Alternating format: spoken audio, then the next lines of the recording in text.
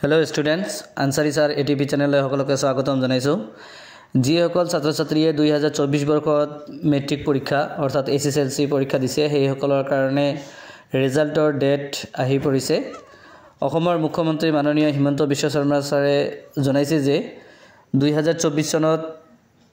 হাই school শিক্ষান্ত পৰীক্ষা দিয়া ছাত্ৰ ছাত্ৰীসকলৰ ফলাফল এই মাহৰ অৰ্থাৎ এপ্ৰিল মাহৰ 19 ৰ পৰা 21 তাৰিখৰ ভিতৰত ইয়াৰ ফলাফল ঘোষণা কৰা হ'ব এতেকে যিসকল ছাত্ৰ ছাত্ৰী 2024 বৰ্ষত মেট্ৰিক পৰীক্ষা দিছে হাই স্কুল শিক্ষান্ত পৰীক্ষা এছএছএলসি সেই সকলৰ কাৰণে এটা ডাঙৰ খবৰ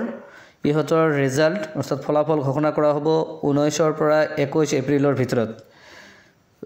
যিমান পাৰে শেয়াৰ কৰিব আৰু পৰৱৰ্তী ভিডিঅ পোৱাৰ কাৰণে চেনেলটো সাবস্ক্ৰাইব কৰি ৰাখিব আৰু যিমান পাৰে শেয়াৰ কৰিব 19 তাৰিখৰ পৰা 21 তাৰিখৰ ভিতৰতে ৰিজাল্ট ঘোষণা কৰা হ'ব মেট্ৰিক পৰীক্ষাৰ